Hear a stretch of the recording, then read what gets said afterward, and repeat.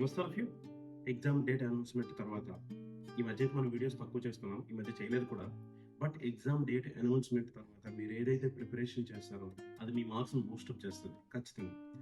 ఇక్కడ ఫస్ట్ నుంచి మనం కట్ ఆఫ్ని మీకు మెయిన్ ఇంపార్టెంట్ కట్ ఆఫ్ కాబట్టి చెప్తున్నాం. ఫస్ట్ నుంచి మనం కట్ ఆఫ్ని ఎక్కువ చెప్తుంటూ పోతున్నాం. అసలు కట్ ఆఫ్ గురించి మన ఛానల్లో మాట్లాడొద్దని చెప్పాం.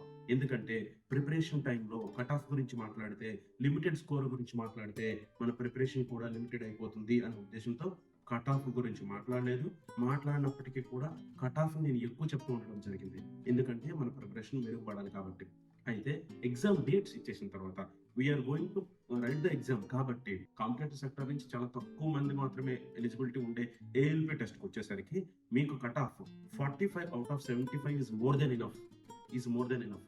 It's strong.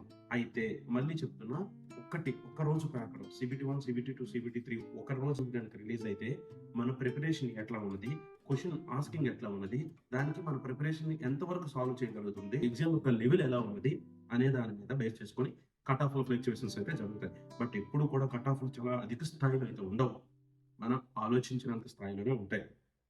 మీరు 75 బిట్ల 2/3 కరెక్ట్గా చేసుకున్నట్లయితే, 2/3 అంటే 50 బిట్లు కానీ మీరు ఆన్సర్ చేయగలిగినట్లయితే, కరెక్ట్ ఆన్సర్ చేయగలిగినట్లయితే మీరు బిందాస్.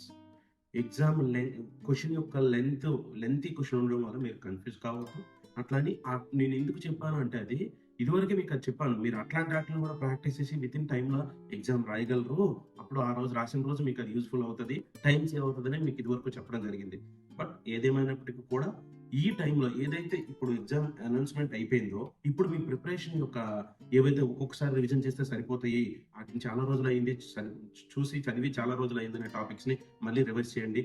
ఇప్పుడు దాకా టచ్ అయిన టఫ్ ఎలిమెంట్స్ అయితే వదిలేసేయండి. కానీ ఒకసారి పేపర్ రీడ్ చేస్తే సరిపోతుంది అనే టాపిక్స్ ఉంటాయి. అంటే స్టేట్స్ ఇన్ఫర్మేషన్, గవర్నర్, సీఎంలు ఇలాంటివి ఉంటాయి కదా, వాటి గురించి కానీ, లేదంటే మీరు ఎక్కడైతే ఫార్ములా అప్లై చేసేటప్పుడు ఎక్కడైతే మీరు డౌట్ వచ్చి ఎగ్జామ్లో ఆగిపోతున్నారో ఆ క్వశ్చన్స్, ఆ టాపిక్స్ ని కానీ రివైజ్ చేసుకుంటూ రోజుకి 2 లేదా 3 ఎగ్జామ్స్ రాయండి.